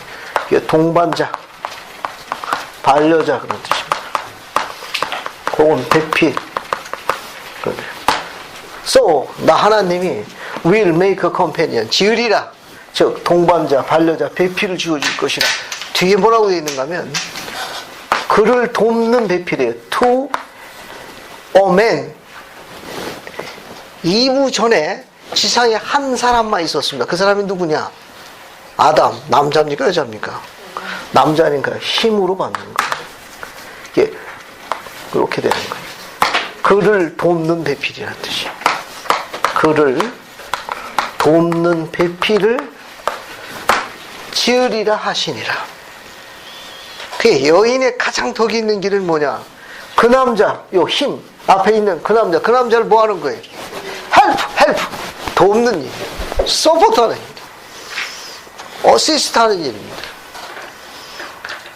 그러니까 주님께서 지금 에모에게 뭘 이야기하는가? 내 끝까지 교회에서 견디고, 내 남편을 뭐라는 겁니까? 도우라는 거예요. 내가 그리하면 내 생명을 보존할 뿐만 아니라 시온에서 기업을 상속받을 것이다. 그런 말이에요. 그러니까 여인이 가지고 있는 가장 큰 덕은 어떤 덕인가 하면 남편을 뭐 하는 겁니까? 돕는 일이에요. 그 계시가 다시 확인됐습니다. 자, 계시가 다시 확인됐어요. 우선 3절 보면은 거기 택함 받은 여인이라고 되어 있는데, 이 택함 받은 여인은 이 계시가 1830년에 주어졌는데 1842년에 성취됩니다. 즉 예수 그리스도 후기 성도 교회의 최초의 상호부제 회장으로 부름받은 게 에모 스미스예요. 택함 받은 여인이라는 건 선지자의 아내일 뿐만 아니라 초대 상호부제 회장으로 부름받습니다. 1842년 3월 17일 날 초대 상호부제장으로 부름받았어요. 그런 의미를 이미 암시하고 있는 겁니다. 그 4절 보면 네가 보지 못하는 걸로 인해 불평하지 말라. 이는 그것들을 네게 그리고 세상에 보이지 않게 한 것은 장차 임할 때를 위한 내 안에 있는 지혜가 됩니다. 그러면 이 4절에 네가 보지 못한 것들에 불평하지 말라. 에모 스미스가 뭘 보지 못했다는 거예요? 여기 보지 못한 걸 불평하지 말라. 이게 보이지 않게 한 것은 내 안에 있는 지혜다. 그럼 에모 스미스가 뭘 보기로 원한 거예요? 금파는 못 봤죠. 금파. 카우들이는 서기로서 일을 봤지만. 감사합니다. 그러니까 이해하시겠죠? 올리버 카우들이 마티네스, 데이비드 위트모, 그 밖에 다른 목격자들은 금판도 보고 라반의 검도 보고 리앙도 보고 다 봤는데 명색이 선지자의 아내 아닙니까? 그 수고는 누가 제일 많이 했어? 에모가 제일 많이 했구만. 그죠? 얼마나 서포트했습니까? 그런데 자기는 안 보여주니까. 우리가 갖고 있는 전해 내려오는 야사 이야기 되면 에모가 조셉 스미스에게 이야기를 했답니다. 아니, 그거 내가 제일 많이 수고를 했는데 왜 나는 안 보여주냐? 그래서 이 계시는 같이 주어져 있는 거예요.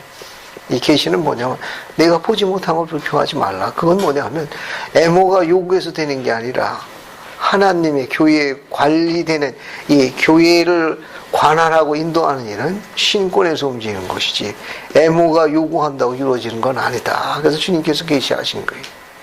네가 보지 못한 걸 불평하지 말라. 오히려 이게 너에게 이익이 되기 위한 주님의 지혜다라고 언급하고 있다는 사실을 또 뒤에 보면 다시 확인됩니다. 그래서 앞에 거부터 볼게요. 5절 보세요. 5절. 자, 이건 장차 임할 때를 위한 내 안에 있는 지혜다. 이거는 에모 스미스가 사무장으로 부름받을 뿐만 아니라 교회에 있는 여러 가지 큰 일을 많이 합니다. 가르치고 해석하고 찬송가도 다시 만들어내고 해서 일을 많이 했어요. 이거는. 5절 보면 이 직분은, 내가 부름받는 직분은 거기에 관여하는 게 아니라 뭐다? 내 부름의 직분은 뭐라고 되어 있어요? 내 남편은 내 남편. 내 남편. 또 내 남편이 뭐예요? 고난주의. 나의 종 조셉 스미스 2세가 뭐에 있을 때? 고난 중에 있을 때 온유한 심령과 위안하는 말로 그를 뭐 하는 거예요? 위로하는 일. 이런 스킬을 배우는 데가 어디예요? 상호부제예요. 상호부제는 뭘 배우느냐? 남편이 어디 있을 적에? 다운돼 있을 적에 뭐 하는 겁니까? 기죽이는 걸 배우는 게 아니고 업 하는 걸 배우라고 얘기해요. 그러니까 상호부제는 중요한 목적이 뭐냐면 봉사가 목적이고 여러 가지 많이 목적인데 사실은 이 상호부제가 설립된 동기는 이거예요. 지상의 상호부제를 만들어놓은 중요한 이유 중에 하나는 봉사도 있고 뭐 여러 가지 의미를 많이 해요. 제일 중요한 건 뭐냐면은 남편이 고난 중에 있을 적에 다운됐을 적에 그 남편 어떻게 하는 거예요? 들어올리는 거예요. 남편을 지지하고 남편이 고난 중에 있을 적에 남편이 다시 힘을 낼 수 있도록 어떤 마음? 온유한 마음과 또 어떤 말? 위안하는 말로 뭐 하는 겁니까? 위로하는 스킬을 배우는 게 상호부제예요. 제일 중요한 임무가 상호부제이면 그 일입니다. 그것을 선배들이 그 스킬과 간증을 후배들한테 전수하는 데가 상호부제예요. 그게 주님이 직접 계시하신 거예요. 내가 바른 복부는 부름의 직분은 본부는 내 딸 에머 스미스야. 너는 충실하고 유독한 길을 걸어라. 그게 뭐냐? 내가 바른 부름은 신권에 관련된 일을 관여하는 일이 아니에요. 그거는 신권에 관계되어 있는 내 종들이 할 일이고 내가 할 일은 내 남편이 뭐 했을 때 다른 남편 말고 알겠어요? 내 남편이라고 옷을 박았어요. 내 남편이 뭐 했을 적에 고난 중에 있을 적에 온유한 심령과 위안하는 말을 뭐 하는 겁니까? 위로해서 그를 격려하고 도우는 일이라고 딱 계시하신 거예요. 됐습니까? 오늘 유인물 볼게요. 유인물 중에 뭘 보시는가 하면은 자, 여기 유인물 여기 있습니다. 여기 유인물 앞에 자료 있어요. 안 받으신 분 있습니까? 자, 이 앞에서 가지고 가세요. 곽형제님 받았어요? 이게 낱장으로 되어 있는 거 3장. 자, 이 곽형제님 가져가시고 이용문 형제님 이리 와요. 자, 이건 형제님 거고 이건 최자매님 거고 또 안 받으신 분 있어요? 자, 어딜 보시는가 하면은 선지자 조셉 스미스는 라고 되어 있는 유인물 봐요. 오늘 이거 간단히 읽고 정리할게요. 찾았어요? 3장인데 맨 앞에 선지자 조셉 스미스 찾았어요? 자, 선지자 조셉 스미스는 아내에게 이렇게 가르쳤다. 이거 중요한 겁니다. 자매님들 이거 포스트에 적었다가 딱 붙여놔요. 온유와 사랑으로 남편을 대하십시오. 남편이 근심, 걱정과 어려움으로 곤란을 겪을 때 아내가 투정이나 말다툼이 하는 미소를 보일 수만 있다면 이것도 가져가십시오. 이것도 2장씩. 이것도 가져가세요. 자, 여기 있습니다. 자, 온유와 사랑으로 남편을 대하십시오. 남편이 근심, 걱정과 어려움으로 곤란을 겪을 때 아내가 투정이나 말다툼이 하는 미소를 보일 수만 있다면 그리고 남편이 부드러움을 느낄 수만 있다면 그것은 그의 마음을 진정시키고 그의 기분을 달래줄 것 이런 스킬을 배워라 그런 말이에요. 됐습니까? 그 선지자의 가르침이에요. 이 선지자의 가르침은 뭐냐면은 즉 온유와 사랑으로 남편을 대하라는 거예요. 남편이 근심 걱정 어려움으로 곤란을 겪을 때 위축되어 있는 상태예요. 그 위축된 상태에 제일 필요한 게 뭐냐면 아내가 투정이나 말다툼을 갖다가 시비를 거는 게 아니고 계시한 대로 온유한 심령과 위안하는 말로 격려하는 일이에요. 그럴 때 그 남편은 얼마나 큰 감사를 드리는지 모릅니다. 내가 이 세상에서 결정한 것 중에 제일 잘한 일은 뭐냐? 이 여인을 아내로 맞은 일이다. 그 다음에 뭐냐? 교회 들어온 거다. 이렇게 이제 감사 기도를 눈물을 질질 짜면서 한다. 그 얘기. 근데 거기서 잔소리하고 자꾸 빡치게 되면 이거 참 갈 데가 없지. 위로받을 데가 없다. 선지자가 이 이유로 인해서 상호부제가 이게 오늘날 상호부제가 이제 만들어진 동기가 된 거예요. 조셉은 남편들에게 이렇게 또 가르쳤습니다. 아내를 사랑하고 소중히 여기며 강화하며 아내와 결합하고 다른 결합하는 게 남편의 의미입니다. 그러니까 남편은 아내를 자기 자신처럼 존중해야 하며 특히 유념하실 점 아내의 기분을 부드러운 마음으로 존중해야 민감하라 그러는 거예요. 아내가 어떤 상태에 있는지 민감해라. 이런 어떤 재밌는 걸 이야기하셨어요. 그러니까 아내의 기분을 부드러운 마음 존중해서 그런 부분을 배려하라 그러는 거예요. 자, 그 다음에 건너뛰고. 이거 건너뛸 것도 없네. 한번 읽어볼게요. 조셉과 에몬은 그들이 겪었던 그 환란의 시기에 커다란 위안을 서로에게 주었던 지원자다. 1830년 생명의 위험하게 되어 조셉이 숨어있을 때 에몬은 그를 방문할 수 있었다. 나중에 조셉은 이 방문에 대해 이렇게 말했다. 그날 밤 내 손으로 젊은 시절에 맞이한 사랑하는 아내, 진심으로 내가 선택한 사람의 에몬을 껴안았을 때의 말로 표현할 수 없는 환희와 기쁨의 감정이 내 가슴을 부풀게 했다. 우리가 통과하도록 요구되었던 많은 장면들, 그리고 우리가 걸었던 길, 여기저기에 흩어져 있었던 힘들고 어려웠던 일들, 불행과 고난, 즐거웠던 일과 위안을 주는 것들 잠시 생각했을 때 많은 것들이 내 마음을 스쳐 지나갔다. 용감하고 확고하며 흔들리지 않고도 변하지 않으며 사랑스러운 에모가 다시 이곳에 함께한다는 일체감이 그 순간 얼마나 내 마음을 가득 차게 했던지 그의 일지의 기록을 남겼습니다. 거기 앞에 보면 그날 밤 내 손으로 젊으신을 맞이한 사랑하는 내 아내, 내가 침손한 그 여인을 처음부터 끝까지 한결같이 지켜야 되는 겁니다. 그리고 배려해야 돼요. 이런 의미를 갖고 있습니다. 또 밑에 보세요. 마빈 12사도정원의 마빈 제이스 장로는 이렇게 원고했다. 우리 가운데 어떤 사람도 비극과 고통을 피할 수는 없을 겁니다. 우리는 아마 서로 다른 반응을 보일 겁니다. 그러나 만일 우리가 나 주가 너와 함께하며 라는 주님의 약속을 기억할 수만 있다면 품위와 용기를 가지고 우리 문제를 직면할 수 있을 것입니다. 우리가 분개하고 비판적이 되거나 좌절하는 대신에 기운을 낼 힘을 찾게 될 것입니다. 우리는 분명한 비전과 힘과 권세를 가지고 인생에서 일어나는 불유쾌한 일을 맞서서 나갈 수 있습니다. 여러분 그 밑에 있는 거 꼭 집에 가서 옮겨서 적어 놓으십시오. 이거 마빈 제이스의 권고는 아주 아름다운 글이에요. 다른 사람들은 불쾌한 일이나 사태 진전이나요, 노여움에 찬 침묵이나 심한 불쾌감을 표현할 때에도 기운차게 인내하고 훌륭한 정신으로 그런 상황에 대처하는 사람들의 원기왕성을 보는 건 너무 얼마나 큰 기쁨인지 모릅니다. 성도가 이렇게 생활해야 돼요.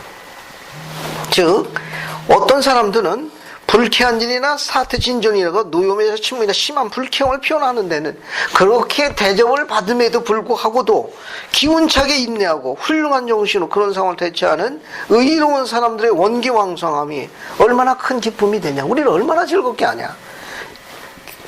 교회도 이게 하나의 인간 집단입니다. 종종 제가 단어 가지고 설명을 붙여서 할 경우가 많은데, 원래 우리가 있는 거 와드라는 단어는 워드라는 단어예요. 이게 사전에 찾으면 무슨 뜻이라고 그랬죠?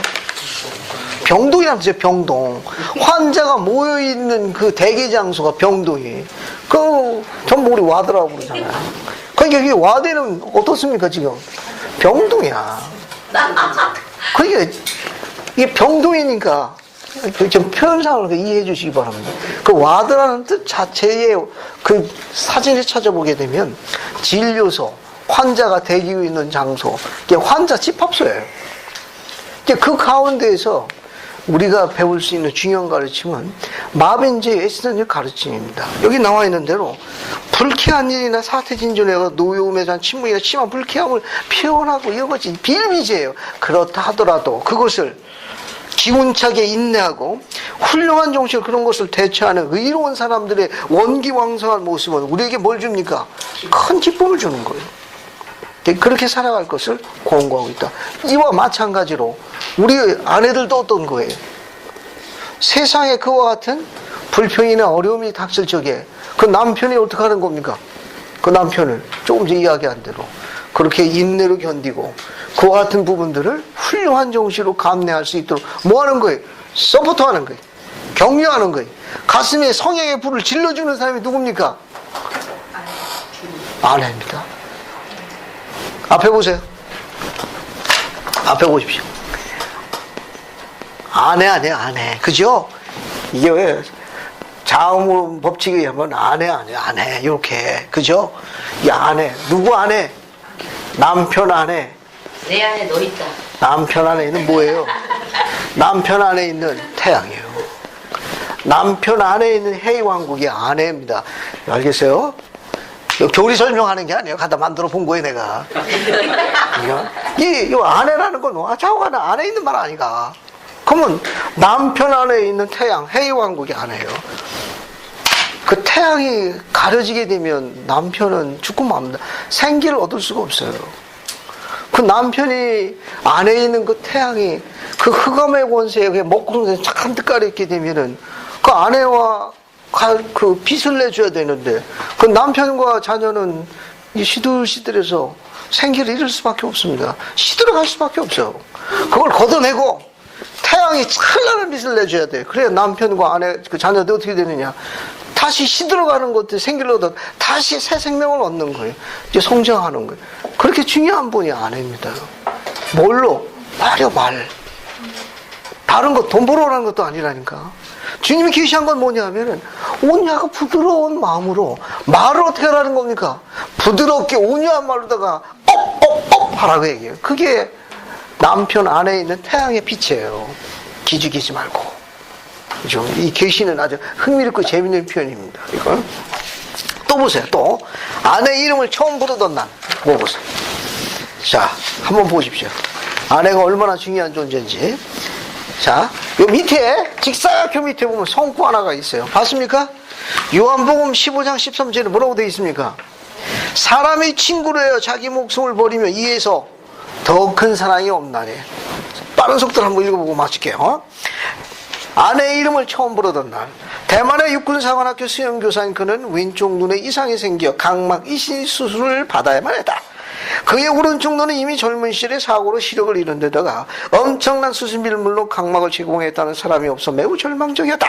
그러나 어느 날 교통사고로 죽은 운전수의 가족들이 각막을 제공해 주겠다는 소식을 담당 의사가 알려왔다. 거기에 그의 아내가 그간 억척스럽게 모아놓은 돈을 내놓았다. 아내가 내민 통장을 바라보며 그는 새삼 아내가 처음 시집오던 날을 떠올렸다. 그는 19살 되던 해 부모끼리 일방적인 약속에 따라 결혼을 했다. 결혼 당일 처음 본 아내의 얼굴은 실망스럽게 그지없었다. 아내는 기가 막힌 박색이었다. 그는 신방을 뛰쳐나와 학교 기숙사로 숨어버렸다. 몇 달 후 그는 가족들에게 다시 집으로 끌려왔다. 어머니는 그를 앉혀놓고 조용히 말했다. 얘야, 며느라기가 박색이긴 해도 마음 하나는 어질더구나. 그는 두 눈을 질끈 감고 아내와 한 방에 들었다. 두 아이가 태어났지만 그는 여전히 아내를 부끄러워했다. 아내가 부지런히 돈을 모은 덕분에 생활은 나아졌고 딸아이는 교사로 아들은 군인으로 훌륭하게 잘 자랐다. 이때 그가 덜컥 장님이 된 울기에 처해진 것이다. 수술을 받는 날까지 아내는 병원에 얼씬도 하지 않았다. 마침내 붕대를 풀고 집으로 돌아오던 날 부엌에서 음식을 준비하고 있던 아내는 고개를 숙인 채 얼굴을 들지 못했다. 침울해 있던 딸아이가 소리친 건 바로 그때였다. 엄마, 이제 털어놔요. 아버지에게 눈 하나를 드렸다고요. 놀란 그가 억지로 아내의 얼굴을 돌렸다. 아내의 왼쪽 눈은 흐려 있었다. 그마, 왜 이런 짓을 했어? 그는 아내를 껴안으며 울먹거렸다. 그가 아내의 이름을 부른 것은 이때가 처음이었다. 당신은 나의 소중한 제 남편인 거려. 아내의 흐린 눈에서 눈물이 쉴 새 없이 쏟아지고 있었다. 눈내나로 하는 거 아닙니다. 알겠어요? 부드러운 말 하는 거, 부드러운 말. 온유한 심령으로. 아유, 다행이네. 온유한 마음으로. 지금 여러분에게 눈내노라는 얘기 하나 하는 거 아니에요? 아시겠습니까? 지극히 부드러운 마음. 남편을 얼마나 지키고자 하는 그 애절한 마음속에 절절한 그 온유한 마음으로 그 말에 부드러움과 새 생명의 생기를 불어넣는 그 말로 남편을 격려해달라 그런 말. 그게 그 아내의 면류관이. 지금 계시는 그런 계시를 나타내고 있는 거예요. 우리 하나님의 딸들이 이 일에만 집중할 수 있게 되면 와드의 자매들 사이에 있는 영혼한 말이 상당히 품격 있게 됩니다. 느낄 수 있어요. 그러니까 그것은 지옥문을 닫게 하고 흑암의 권세를 물리치게 하며 그 가족의 유익을 축복하십니다. 그게 오늘의 계시. 도전해 보십시오. 눈 내놓으라는 거 아닙니다. 알겠어요? 온유한 심령과 우연한 말로 아내와 자녀를, 즉 남편과 자녀를 보존해달라 그런 말이에요. 여러분은 그런 능력을 갖고 오신 분들이에요. 말에 생명이 있습니다. 특히 이 계시는 어떤 걸 시사하는가 하면 하나님을 화나게 하는 게 뭐냐? 함부로 하는 말이에요. 즉 시들어가는 생명에게 새 생명을 주지 않고 그것을 꺾는 말은 하나님께서 화내십니다. 하나님을 화나게 하시지 마십시오. 이건 계시로서 애모에게 주신 아름다운 계시예요. 혹시 제가 전달 사항에 불편하였으면 용서를 구합니다. 하지만 이 가르침은 아무리 강조해도 지나치지 않아요. 너무너무 아름다운 거예요. 젊었을 적에 내가 택한 사랑하는 내 안에 그 초심의 마음을 잃지 않고 살아가노라면 시련과 역경이 올 수 있습니다. 실수도 할 수 있고 또 나이가 들면 무뎌질 수도 있어. 그거 가지고 불평이나 질책이나 그런 투정을 인해 가지고 시들어가게 하지 말고 그 시들어가는 영혼에게 오직 온유한 심령과 위안한 말로 사랑으로 베풀어주게 되면 다시 생기를 가져 살아나게 되어 있습니다. 그 임무를 하나님의 딸들에게 위임하신 거예요. 이거보다 더 아름다운 일이 없다는 거. 그래서 남편 안에 있는 태양, 해이왕국이 아내의 직분입니다. 여러분의 컨트롤 빕니다. 오늘 집에 돌아가시면 다음 주 만날까지 적극 적응해 보십시오. 예수 그리스도 전합니다. 아멘. 가만히 있어보죠. 오늘 폐기도 해야 돼. 원전진 자매님, 폐기도 좀 부탁합니다.